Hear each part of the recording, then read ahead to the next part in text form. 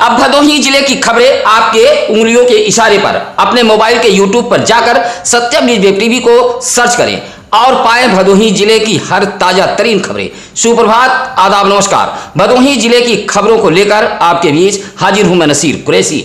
आइए नजर डालते हैं आज की फटाफट खबरों पर। संविधान निर्माता बाबा साहब भीमराव अंबेडकर की प्रतिमा को शरारती तत्वों ने रात के अंधेरे में क्षतिग्रस्त कर दिया। शरारती तत्वों के इस करतूत से लोगों में आक्रोश है। मामला कोइरौना थाना क्षेत्र के डीग उपरवार गांव का है। डीग उपरवार गांव के दलित बस्ती में बाबा साहब की प्रतिमा स्थापित की गई है, जहां रात के अंधेरे में अराजक तत्वों ने प्रतिमा को क्षतिग्रस्त कर दिया। सुबह इसकी भनक लगते ही दलित बस्ती में आक्रोश भड़क गया।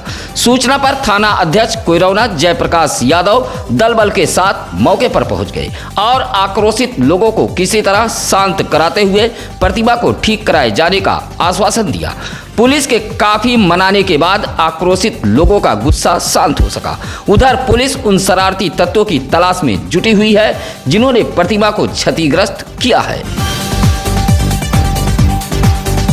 कोइरौना थाना इलाके के अरता गांव में गत दिनों हाई टेंशन विद्युत तार की चपेट में आने से गंभीर रूप से झुलसे राजकुमार सरोज के 8 वर्षीय पुत्र रवि सरोज की इलाज के दौरान मौत हो गई है। किशोर का शव जब मंगलवार को गांव पहुंचा तो आक्रोशित ग्रामीणों ने विद्युत विभाग के खिलाफ गांव में ही प्रदर्शन किया। बताया जाता है कि अरता गांव में रवि सरोज की मां कविता अपने इकलौते बेटे रवि को लेकर मायके में रहती है।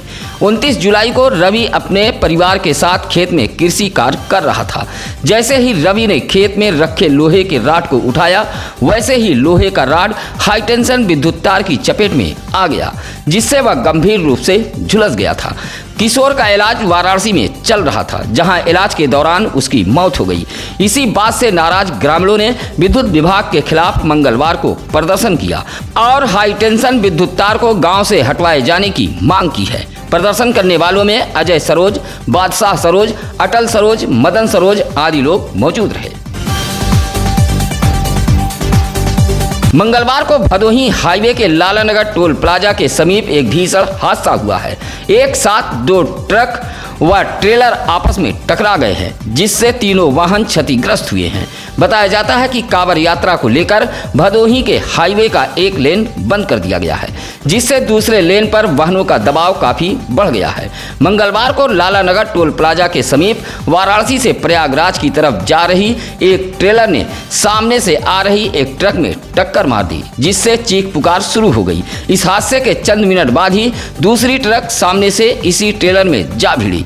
एक ट्रक पर सरसों का तेल, दूसरे पर ट्रांसफार्मर व ट्रेलर पर लोहा लदा हुआ था। हादसा होते ही हाईवे पर जाम लग गया। मौके पर पहुंची पुलिस व एनएचआई के कर्मचारियों ने टकराए वाहनों को रास्ते से हटाकर जाम को समाप्त कराया। हालांकि इस हादसे में किसी भी चालक व खलासी को चोटें नहीं आई हैं। ऊंच थाना इलाके के रघुरामपुर गांव में छत के सहारे घर में घुसे हौसला बुलंद चोरों ने 6 कमरों का ताला तोड़कर 2 सोने की चैन, सोने की 4 अंगूठी व चांदी का 3 जोड़ा पायल सहित पीतल का हंडा, परात जैसे बर्तन व कीमती कपड़ा उठा ले गए हैं। चोरी से गांव में सनसनी फैली हुई है। बताया जाता है कि राधे श्याम शुक्ला व उनकी पत्नी घर पर रहते हैं। बाकी परिवार के सभी सदस्य दूसरे प्रदेश में रहते हैं। जहां छत के सहारे घर में घुसे चोरों ने 6 कमरों का ताला तोड़कर इस चोरी की घटना को अंजाम दिया है। सुबह वृद्ध दंपत्ति जब सोकर उठे तो घर का सामान बिखरा हुआ था। बक्सा टूटा हुआ पड़ा था। यह देख वृद्ध दंपत्ति सन्न रह गए।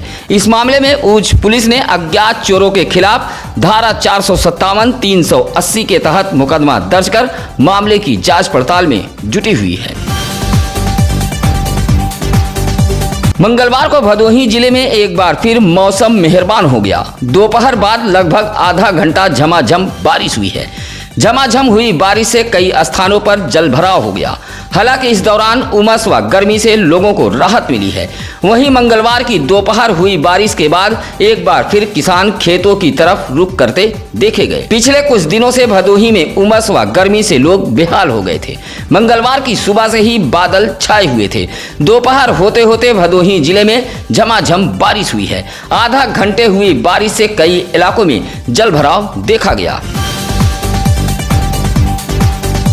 नाग पंचमी को लेकर दिन भर जहां मंदिरों में आस्थावानों की भीड़ रही, वहीं ग्रामीण इलाकों में कबड्डी, लंबी कूद व कुश्ती में खिलाड़ियों ने अपना दमखम दिखाया है।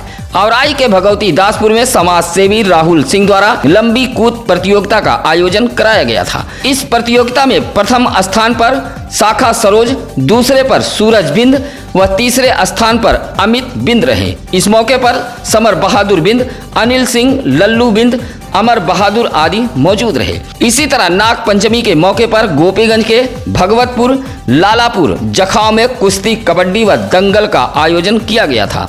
इन स्थानों पर मेले जैसा दृश्य देखा गया। खान पान की दुकानें भी सजी हुई थी। इस प्रतियोगिता में खिलाड़ियों ने अपना दमखम खूब दिखाया। मंगलवार को स्वास्थ्य विभाग के अपर निदेशक आरपी पटेल ने सीएससी भदोही का औचक निरीक्षण किया है। निरीक्षण से सीएससी पर हड़कंप मच गया था। अपर निदेशक ने ओपीडी, आईपीडी व दवा के रख रखाव का निरीक्षण किया है। वार्ड और शौचालय की व्यवस्था को भी अपर स्वास्थ्य निदेशक ने परखी है। आंगनबाड़ियों द्वारा ली जा रही ट्रेनिंग के बारे में भी अपर स्वास्थ्य निदेशक ने जानकारी ली और आंगनबाड़ी कार्यकर्तियों से बातचीत भी की। मरीजों को मिलने वाली दवाओं को लेकर भी अपर स्वास्थ्य निदेशक ने बारीकी से जांच की और मरीजों से भी बातचीत की है। निरीक्षण में साफ सफाई सहित सभी डॉक्टर मौजूद मिले। चाक चौबंद व्यवस्था मिलने के बाद अपर स्वास्थ्य निदेशक आरपी पटेल ने सीएससी अधीक्षक अमरनाथ की पीठ थपथपाई है। मंगलवार को भदोही जिले में नाग पंचमी का पर्व परंपरागत व धूमधाम से मनाया गया। शिव मंदिरों में भगवान शिव के साथ ही नाग देवता की पूजा की गई। जिले के शिव मंदिरों पर सुबह से ही आस्थावानों की भीड़ देखी गई। जगह जगह कुश्ती, दंगल व अखाड़े का भी आयोजन किया गया था। खासकर ग्रामीण इलाकों में दंगल और कबड्डी प्रतियोगिता कराई गई। ज्ञानपुर के बाबा हरियरनाथ मंदिर, गोपीगंज के तिलेश्वरनाथ, कबूतरनाथ, गोपेश्वर महादेव मंदिर सहित भदोही, चौरी सुरियामा, दुर्गागंज नई बाजार, औराई, खमरिया, घोसिया, उगापुर, सराय कंसराय सहित जिले के तमाम मंदिरों पर आस्थावानों की भीड़ देखी गई। नाग पंचमी पर नाग देवता पूजे गए। लोगों ने अपने अपने घरों के दरवाजे पर नाग देवता के चित्र भी बनाए हैं। साथ ही जगह जगह कजरी का भी आयोजन किया गया था। भजन कीर्तन का दौर पूरे दिन चलता रहा। दुर्गागंज इलाके के सामुदायिक स्वास्थ्य केंद्र भानीपुर के अधीक्षक डॉक्टर अभिषेक नाग ने शेरपुर के उप स्वास्थ्य केंद्र का निरीक्षण किया है। टीकाकरण केंद्र के निरीक्षण में सभी एएनएम तो मौजूद मिली, लेकिन शेरपुर उप स्वास्थ्य केंद्र पर तैनात सीएचओ परशुराम नदारद पाए गए, जहां अधीक्षक ने सीएचओ का एक दिन का वेतन रोकने का निर्देश दिया है। निरीक्षण के लिए पहुंची टीम में डब्ल्यूएचओ के डॉक्टर श्रीराम सहित संजीत शुक्ला, अजीत कुमार, विश्वजीत शुक्ला आदि मौजूद रहे। सत्यम न्यूज के खबर का एक और असर हुआ है। ज्ञानपुर तहसील रोड के इमाम चौक के समीप पड़े कूड़ा करकट व मलबे के ढेर को मंगलवार को हटवा दिया गया है। नगर पंचायत ज्ञानपुर की इस कार्रवाई के बाद ताजियादारों ने ईओ व अध्यक्ष का आभार जताया है। आपको बता दें कि इस खबर को सत्यम न्यूज ने प्रमुखता से चलाया था। खबर को संज्ञान में लेने के बाद प्रभारी ईओ ज्ञानपुर संजय सरोज ने चौक के पास महीनों से लगे कूड़े के ढेर व भवन निर्माण सामग्री को हटवा दिया है। कोइरौना इलाके के सीतामढ़ी गेट के समीप एक ज्वेलरी की दुकान पर उस वक्त हड़कंप मच गया जब दुकान का शटर उठाते ही एक सर्प व्यापारी के ऊपर गिर पड़ा। सर्प गिरते ही व्यापारी अचेत हो गया। वहीं कुछ लोग नाग पंचमी पर ज्वेलरी के इस दुकान में सर्प के दर्शन को शुभ मान रहे हैं। बताया जाता है कि ऊंच के सुभाष नगर निवासी अनिल तिवारी की सीतामढ़ी गेट के समीप ज्वेलरी की दुकान है। मंगलवार की सुबह दुकान खोलने के लिए जब अनिल तिवारी पहुंचे और दुकान का शटर उठाया तो सर्प उनके ऊपर गिर पड़ा। सर्प को देख आभूषण कारोबारी अनिल तिवारी अचेत हो गए। वहां काफी लोगों की भीड़ जमा हो गई थी। अचेत हुए अनिल तिवारी को किसी तरह लोगों ने होश मिलाया और सपेरे को बुलवाकर सांप को काबू में किया गया। नाग पंचमी वाले दिन इस घटना को लेकर क्षेत्र में तरह तरह की चर्चा व्याप्त रही।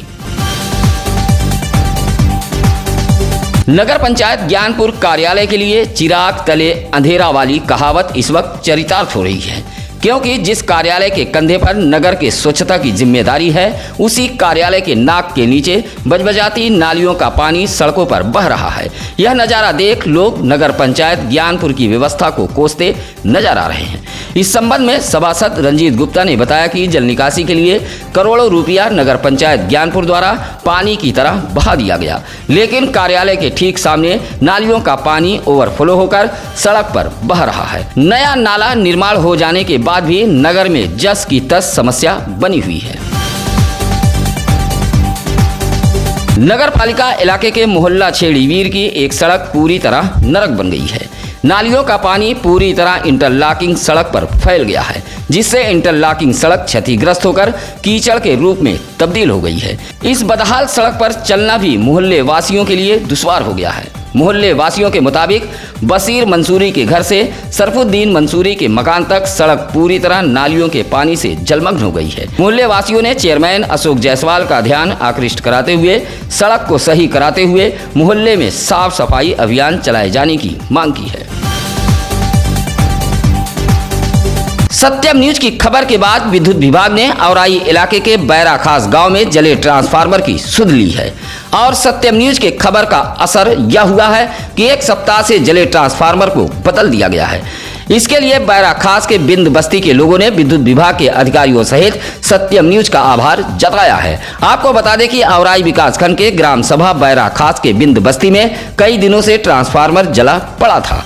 नाराज ग्रामीणों ने जले ट्रांसफार्मर को बदले जाने की मांग को लेकर प्रदर्शन किया था और इस खबर को सत्यम न्यूज ने प्रमुखता से चलाया था और खबर का असर यह हुआ कि बिंद बस्ती के जले ट्रांसफार्मर को बदलते हुए आपूर्ति बहाल कर दी गई है।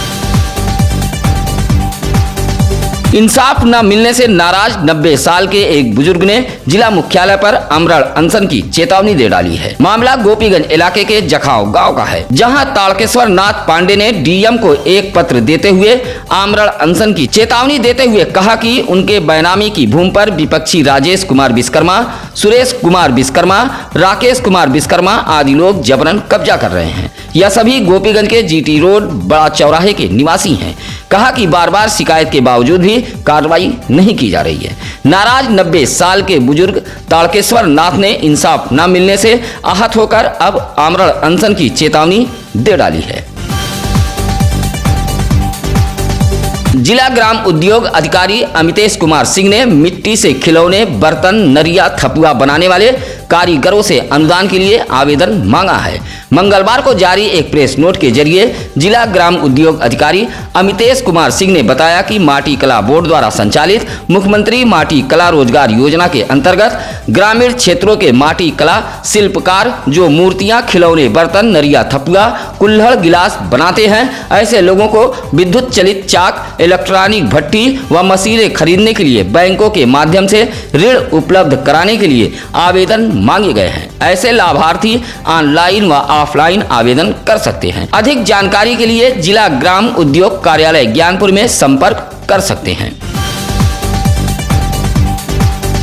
गोपीगंज नगर के प्रमुख धार्मिक स्थल बाबा बड़ेश्वरी धाम में मौजूद भगवान शंकर का 11,000 रुद्राक्ष से भव्य श्रृंगार किया गया है। इस दौरान साप्ताहिक आरती का भी आयोजन किया गया था, जहां बाबा की एक झलक पाने के लिए श्रद्धालु आतुर दिखे। मानना है कि रुद्राक्ष के दर्शन से मनुष्य के सभी पाप नष्ट हो जाते हैं। साप्ताहिक आरती में दूर दराज से श्रद्धालु पहुंचे थे, साथ ही प्रसाद का भी वितरण किया गया। सूचना प्रसारण मंत्रालय भारत सरकार की इकाई पत्र सूचना कार्यालय वाराणसी द्वारा मंगलवार को ज्ञानपुर के एक प्रतिष्ठान में मीडिया कार्यशाला का आयोजन किया गया था, जिसमें डीएम आरका अखौरी, पुलिस अधीक्षक डॉक्टर अनिल कुमार, जिला पंचायत अध्यक्ष अनिरुद्ध त्रिपाठी, विधायक औराई दीनानाथ भास्कर, सीडीओ भानु प्रताप सिंह सहित पीआईबी अधिकारी प्रशांत कक्कड़ ने दीप प्रज्वलित कर मीडिया कार्यशाला का शुभारंभ किया। मीडिया कार्यशाला में काफी पत्रकार मौजूद रहे, जिसमें पत्रकार दिनेश पटेल, हरिनाथ यादव, अजमत हबीब, सुशील पाल, एके फारूकी, शिवम गौतम, राजीव गोयल, रविंद्र पांडे आदि मौजूद रहे। जहां ग्रामीण क्षेत्र के पत्रकारों को केंद्र व प्रदेश सरकार द्वारा चलाई जा रही योजनाओं के बारे में अवगत कराया गया। जिला पंचायत अध्यक्ष अनिरुद्ध त्रिपाठी व औराई विधायक दीनानाथ भास्कर ने भदोही जिले के खासकर ग्रामीण पत्रकारों की सेवा समर्पण की प्रशंसा की। कार्यक्रम का संचालन पीआईबी के क्षेत्रीय प्रचार अधिकारी लालजी ने किया। सत्यम न्यूज अखबार भदोही जिले के साथ साथ उत्तर प्रदेश की राजधानी लखनऊ से भी प्रकाशित होता है। साथ ही सत्यम न्यूज वेब टीवी भदोही जिले का लोकल व शुद्ध हिंदी चैनल है। अगर आप सत्यम न्यूज वेब टीवी पर अभी नए हैं तो सत्यम न्यूज वेब टीवी को सब्सक्राइब करें, साथ ही खबरों को शेयर जरूर करें। इसी के साथ अब नसीर कुरैशी को दीजिए इजाजत। नमस्कार, आदाब।